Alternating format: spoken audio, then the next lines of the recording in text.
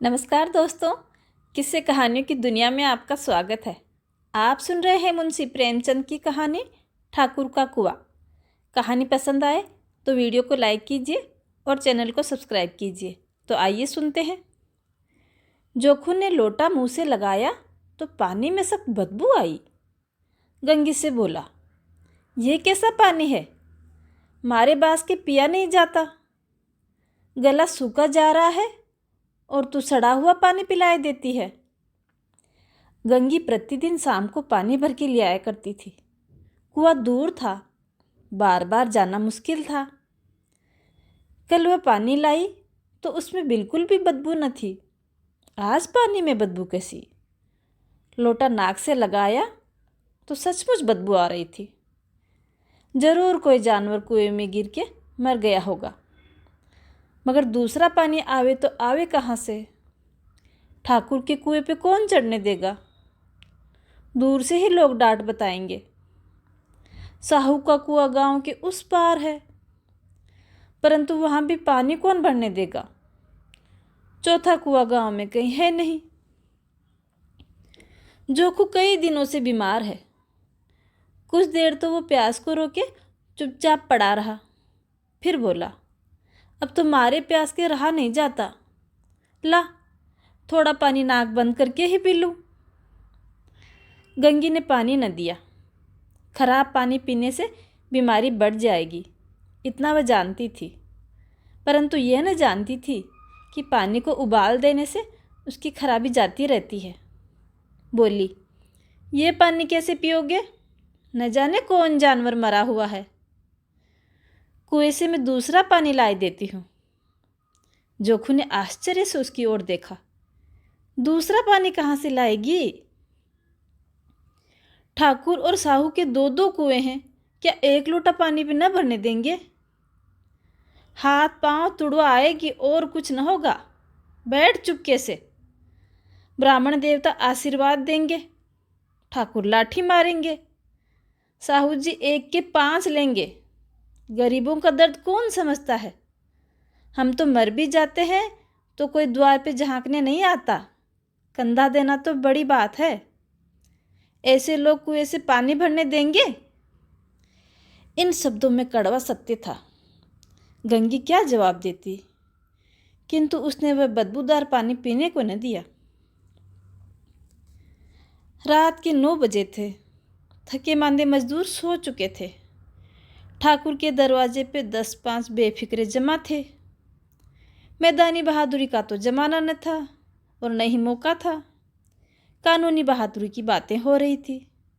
कितनी होशियारी से ठाकुर ने थानेदार को एक खास मुकदमे में रिश्वत दे दी और साफ निकल गए। कितनी अक्लमंदी से एक मार्के की नकल ले आए। नाजिर और मोहत में सभी कहते थे नकल नहीं मिल सकती। कोई 50 मांगता, कोई 100 मांगता। यहाँ बेपैसे कौड़ी नकल उड़ा दी। काम करने का ढंग चाहिए। इसी समय गंगी कुएं से पानी लेने पहुंची।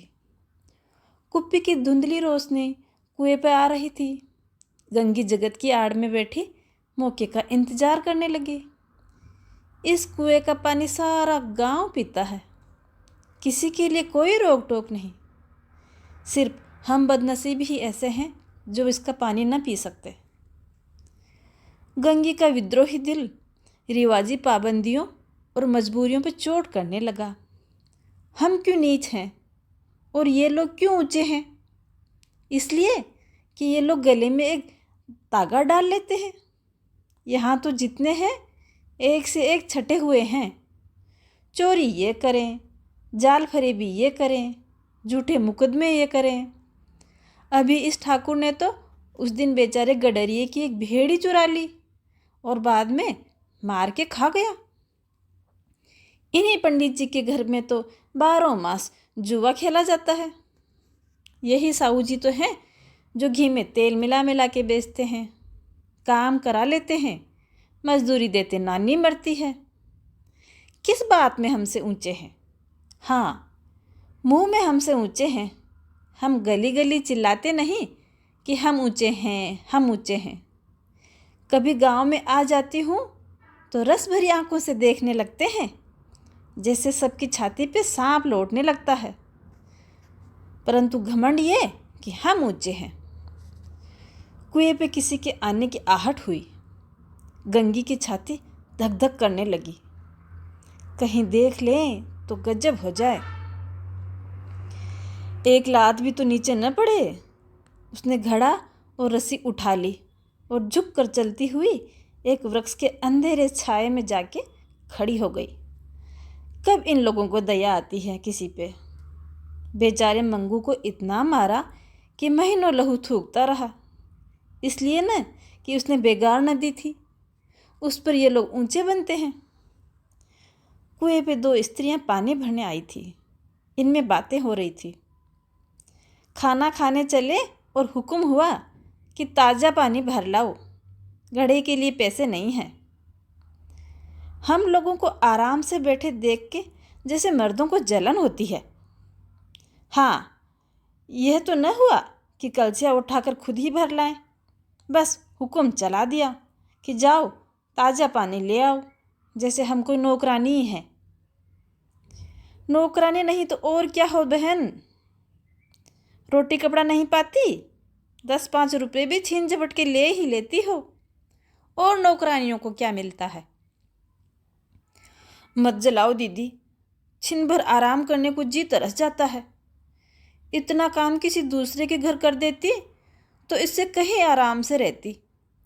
ऊपर से वह एहसान मानता। यहाँ काम करते करते मर जाओ, पर किसी का मुंह ही सीधा नहीं होता। दोनों पानी भर के चली गई तो गंगी वृक्ष की छाया से निकली और कुएं के जगत के पास आई। बेफिक्रे चले गए थे। ठाकुर भी दरवाज़ा बंद करके आंगन में सोने जा रहे थे। गंगी ने क्षणिक सुख की सांस ली। किसी तरह मैदान तो साफ हुआ। अमृत चूरा लाने के लिए जो राजकुमार किसी जमाने में गया था, वह भी शायद इतनी सावधानी और समझबूझ के साथ न गया होगा। गंगी दबे पांव कुएं की जगत पे चढ़ी। विजय का ऐसा अनुभव उसे पहले कभी न हुआ था। उसने रस्सी का फंदा बना घड़े में डाला। दाएं बाएं चौकन्नी दृष्टि से देखा, जैसे कोई सिपाही रात को शत्रु के किले में सुराग कर रहा हो। अगर इस समय वह पकड़ ली गई तो फिर उसके लिए माफ़ी या रियायत की रत्ती भर उम्मीद नहीं है।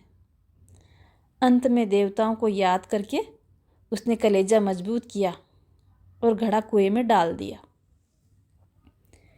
घड़े ने पानी में गोता लगाया, बहुत ही आहिस्ता से, जरा भी आवाज़ न हुई। गंगी ने 2-4 हाथ जल्दी जल्दी मारे। घड़ा कुएं के मुंह तक आ पहुंचा। कोई बड़ा पहलवान भी इतनी तेजी से उसे न खींच सकता था जितना आज गंगी ने खींच के बाहर निकाल लिया। गंगी झुकी कि घड़े को पकड़कर जगत पर रखे कि एकाएक ठाकुर साहब का दरवाज़ा खुल गया। शेर का मुंह भी इससे अधिक भयानक न होगा। गंगी घबरा गई। हाथ से रस्सी छूट गई। रस्सी के साथ घड़ा धड़ाम से पानी में गिरा और कई क्षण तक पानी में हलकोरे की आवाज़ें सुनाई देती रही। ठाकुर, कौन है? कौन है वहाँ? देखो, पुकारते हुए कुएं की तरफ आ रहे थे और गंगी जगत से कूदकर भागी जा रही थी।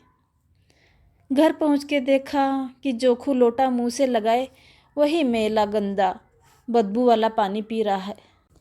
गंगी अपनी किस्मत को कोसती है। हाय विधाता, ये ऊंच नीच क्यों बनाई। कहानी में मेरे साथ बने रहने के लिए धन्यवाद।